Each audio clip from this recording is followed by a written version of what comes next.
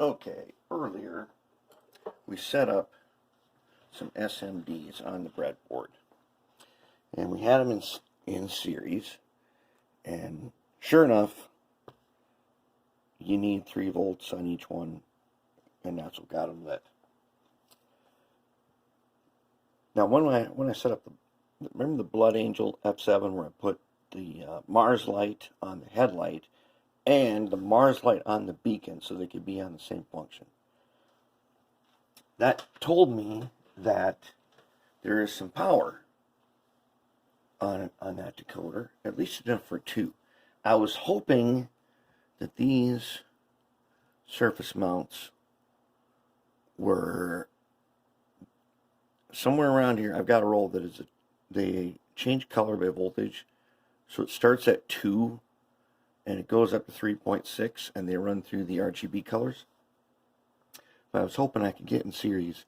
I could get all of them. Didn't matter what color it was. If I could get all of them light at one time. I had a really cool idea about taking this F7 and running basically a bus wire around and putting my SMDs on it with one wire. Now I can't do that. Now I gotta do parallel. But I still like the concept of having a bus wire around that fits in a little tiny channel that those little wires will fit in, so that I can keep it clean underneath. And what I would need is 4 for the truck lights, and then I want 2 more for the interiors. And the only way we can do that at a reasonable voltage is what you see here. This is a parallel setup, and the voltage on the bench tester is 2.95. Okay, we got some various colors here. We got a white one, we got a blue one, a couple reds. We got more colors around here, but that's the setup it's got to be. There's going to have to be 4 resistors. But the board for this F7 already has resistors on it. So I'm not exactly sure how that is going to work out. I think it'll be okay. We'll still use the same resistor, because these ones are really small, and they I think we'll be okay with that. But what I'm going to do, I'm going to try it somehow.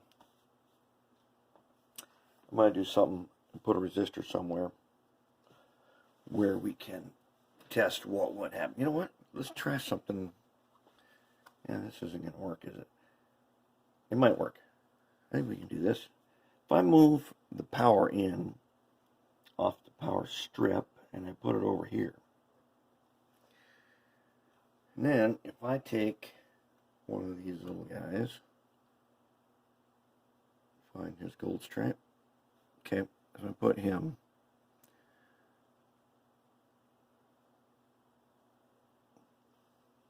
Okay, it's a lot dimmer now, but it does light.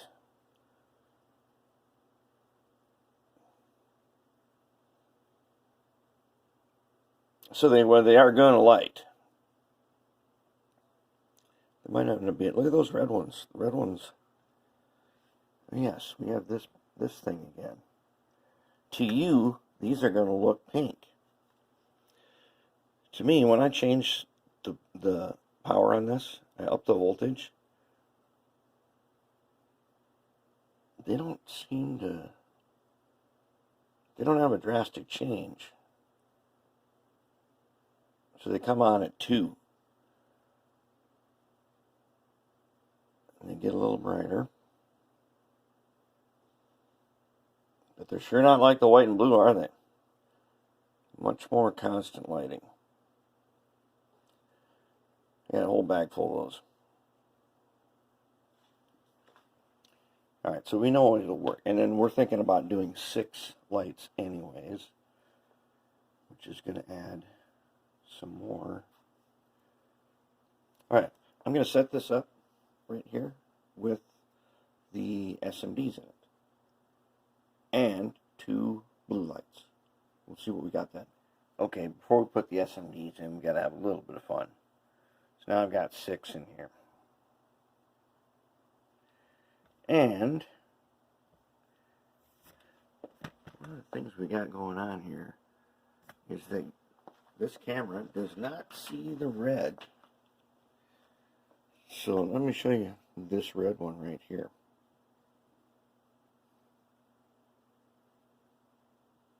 That's pretty good. That's pretty good.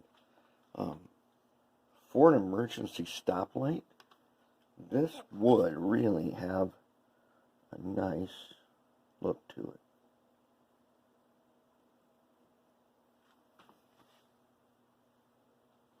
I mean, that one really has it's kind of a frosted, it's got kind of a frosted housing, and it looks really good. These red ones here, which you see as pink, they're not bad. If you're looking directly at them, they're really bright. From the side, though, they're not as bright. Whereas this red one, with its frosted top on it, it's red all the way around.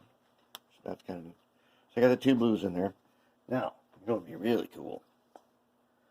See if we can actually do this. It would be really cool is if I could use this one. I don't know. I'm fairly certain that we cannot use this for anything. It would be, maybe, kind of fun though.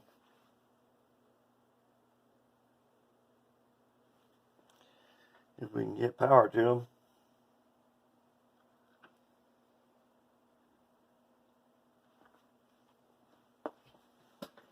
Alright, what's going on here? They're not getting the power. Look how huge that thing is. Wait till you see what happens when it lights up.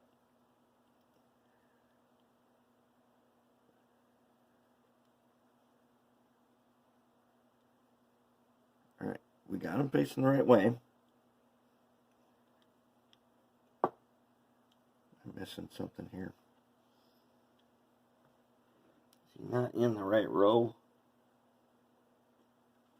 Well, then we're going to take him and put him over here in this row where we know for sure.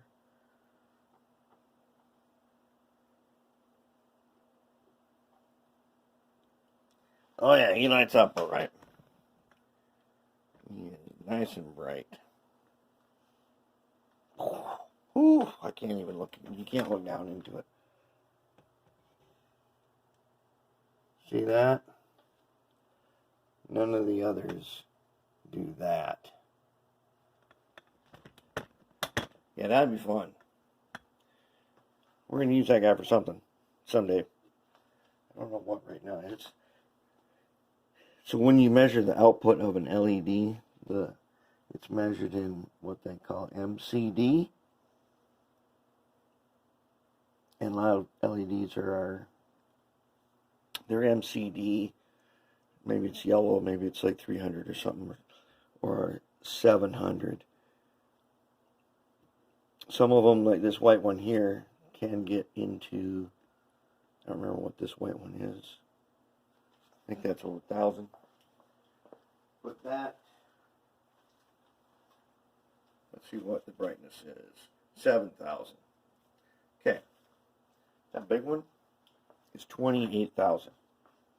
That's pretty bright. So that's kind of cool. 28,000. Now, if surface mounts, like that one I showed you before, this one, surface mounts, they can get brighter than this. Which is why I would not put that in a flashlight, because I could put something like this in a flashlight.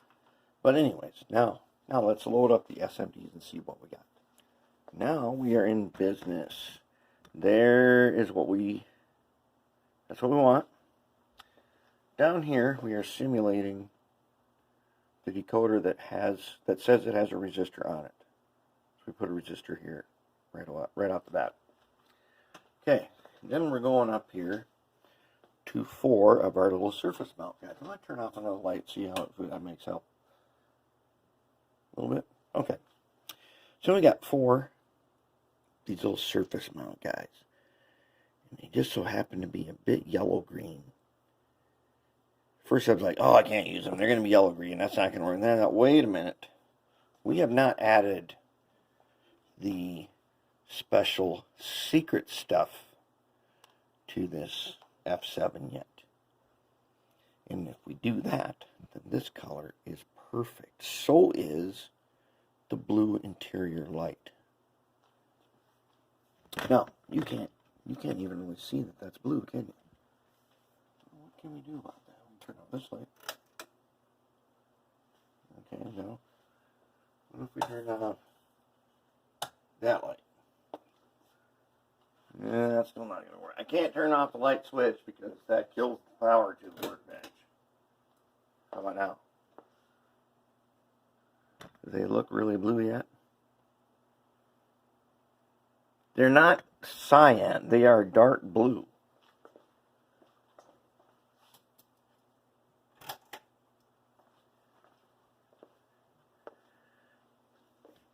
Okay, now I'm going to let you in on a little secret that I know some of you don't know about LEDs. As you see, when you look at these with your naked eye, they're a dark blue. They're very dim. But this camera sees that blue as very bright. See, if I even turn it up, to me, that would not be enough to like read with a flashlight. And a long time ago in the Army, we had angled flashlights, and you could change them. Forever, you were supposed to have a red lens in it. Then one day, someone came around and said, no, change it to the blue lens because it's harder to see. Which is true, like this. But the camera on the phone sees it getting bright. I'm up to 10 volts. And to me, it's not bright at all. And it's dark blue. But to the camera, you see it right now. I barely can tell that it's on. But the camera sees it as on. What I'm getting at is LEDs emit light to your phone camera that your camera sees really well, but your eye cannot see. That's something just to keep in mind. And that is one of the principles of using infrared spotlights, is that your camera can see them, but to your eye, they don't look like anything. Let's get a little power here. So that's kind of cool. All right, then let's turn on some lights again. Because we got it. What else do we got to do here? We got to do some other stuff. One of the things we got to do is see what I've been doing here. Look at all those wires and stuff everywhere. Okay. Now, one of you who shall remain anonymous and incognito, but whose name is Ben, did correctly point out to me that you don't need the power supply that I'm using. In fact, you can use a 9-volt battery or a 3-volt watch battery, which I do have right here. You can totally do that. You don't need the big fancy setup. I love the bench tester because I watch his series by the Learned Electronics guy, and that's what he uses, so I wanted to have one too. But you can do this breadboard and set up this stuff without having a bunch of expensive stuff. And let me tell you how motivating it is to build something like this right here. Now I can see it. I'm going to copy it. I'm going to compress it, and I'm going to put it into action. But here it is. This is how it works. That's very motivating, and it will help you get excited about your project. Because now I'm very excited. Now that I've shown you the blue light and these ones that look kind of yellow-green, we're going to have to do the special secret stuff to this build. I guess I'm going to have to tell you the secret. Fortunately, there's only about 100 of you that watch anyways, and so it's okay if only 100 people know the special secret. And I discovered it the other day, and I've wanted to use it for a long time. We're going to do that. But this here, okay, this is now our wiring plan. We need to get this thing somehow to this F7 in a very neat and clean way. I don't want there to be wires coming up all over the place. We know that we can connect power by a simple 2 wires. So that means on the decoder, we're going to have a spot where we add some leads and it goes to the entire circuit. And the circuit, I want the circuit to stay with the body. Other than the 2 wires that are going to be soldered for power, which it could make a disconnect. I'm kind of leaning toward making a disconnect on that. I want it to stay in the body. So when you pull the shell off, you could disconnect, and you don't have to take out any of these wires, and you don't have to unsolder them. That's our goal for this. All right. So now we're ready for this. Let's I'm going to do some of the special secret stuff. I'll let you in on the secret.